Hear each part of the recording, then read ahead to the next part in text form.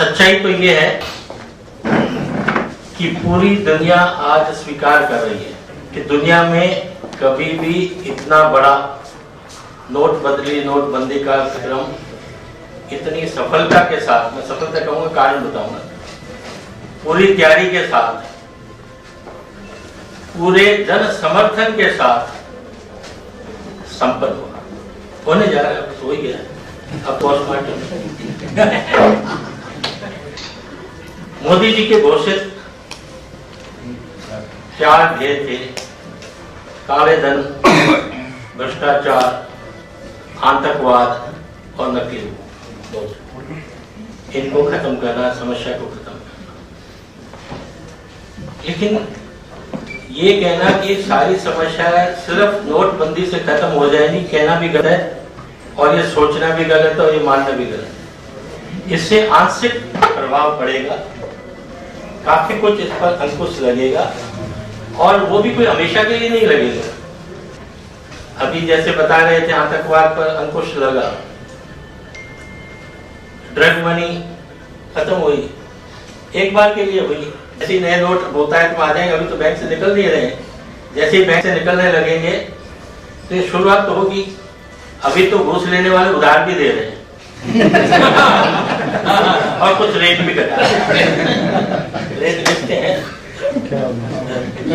नए नोट तो सर अंदर जा चुके हैं पहले। तो देखिए, अभी पूरे हिंदुस्तान में आप समझ सकते हैं कि 99.5% लोग आज भी ईमानदार हैं। 8 नवंबर से मोदी के भाषण के बाद से तुरंत भरपूर मीडिया में, चैनल्स में लगातार कमेंट्री चल रही है, आज भी चल रही है। उसका रूप बदलता जा रहा है डे टू डे, लेकिन चल रही है। अगर चर्चा नहीं चली तो सिर्फ संसद में नहीं चली। जनप्रतिनिधि किस लिए चुने जाते हैं और क्या जनप्रतिनिधि संसद में रोकने के लिए, संसद को रोकने के लिए या चलाने के लिए? तो ये एक वोटर्स का विषय है कि कैसे लोगों को जनप्रतिनिधि बताएं। लोगों ने कहा कि सबसे ज्यादा काला धन का प्रयोग राजनीति में और चुनाव में हो रहा है।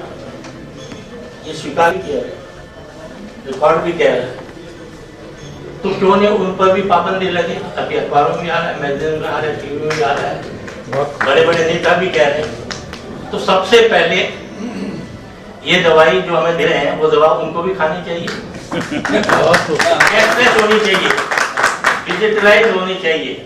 कोर्ट कई कमीशन हुए 94 से 22 साल 24 साल हुए, सरकार को रिमाइंडर दिए जाते हैं चुनाव सुधारने। हम तो सिर्फ कुछ नहीं कह रहे हैं, हम ये कह रहे हैं कि जो आयोग ने अभी और नहीं दी है 47 आइटम की, उनको आप स्वीकार करें और जल्दी से जल्दी इलेक्टोरल रिफॉर्म करें। पब्लिक प्लेटफॉर्म में हर कोई नेता किसी भी पार्टी का हो, चाहे वो प्राइम मिनिस्टर हो, बीजेपी हो, कांग्रेस हो, सोनिया जी हो, राहुल जी हो, कोई भी हो, स्वीकार करते हैं कि पॉलिटिक्स में अपराधी नहीं है। उसके लिए हम कानून बनाएंगे। सुप्रीम कोर्ट कहता है तो पार्लियामेंट में पक्ष विपक्ष सारी पार्टियां इस मुद्दे पर एकजुट हो जाती हैं कि हम कुछ करेंगे, कोर्ट इसमें इंटरफेरेंस नहीं करें। तो कहने का तात्पर्य है कि उसमें भाग होना चाहिए। और विदेशों में जो लोग रखते हैं वो तीसरी क्वालिटी नहीं कह सकता हूँ, मुझे नहीं पता है, लेकिन विदेशों से पॉलिटिकल पार्टीज को किसी दूसरे देश से या एनजीओ से पैसा आना देश की स्वतंत्रता के लिए, संप्रभुता के लिए वो तो बिल्कुल ही नहीं बर्दाश्त होना चाहिए। कहना चाहता है अब मेरा कहना ये कि 5 लाख तक तो इनकम टैक्स की पूरी छूट होनी चाहिए। और भ्रष्टाचार जहाँ तक है, भ्रष्टाचार तो जब खत्म होगा जब हमारी खुद की जनता की नियत बदलेगी। ठीक बात।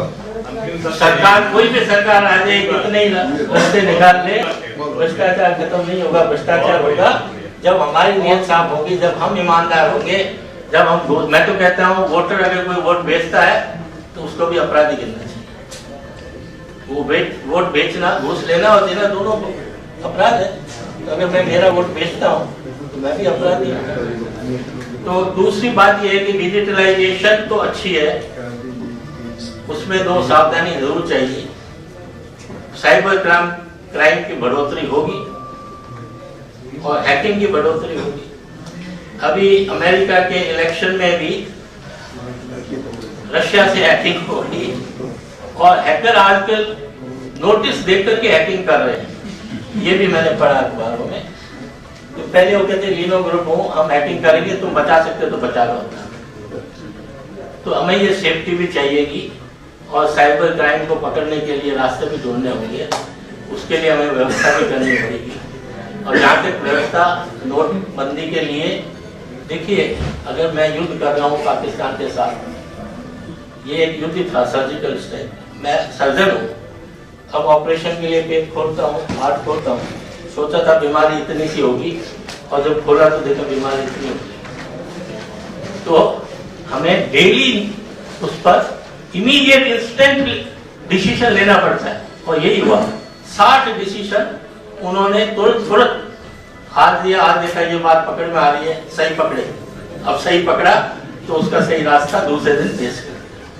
तो कहने का तात्पर्य है, यह तो कोई भी करता, तो सारी शतरंज की चाल, एक चाल सामने वाला चलेगा तभी मालूम पड़ेगा कि दूसरी चाल कौन सी चलनी चाहिए। तो ये कहना कि व्यवस्था में कमी थी, ऐसा नहीं हो सकता है। जितना वो सोच सकते थे सोचा, व्यवस्था उसके अनुसार हुई, फिर जैसे रास्ता मिला उन्होंने किया। अब क्रिसमस आपकी आ रही है, Christmas, happy Christmas, merry Christmas, happy new year.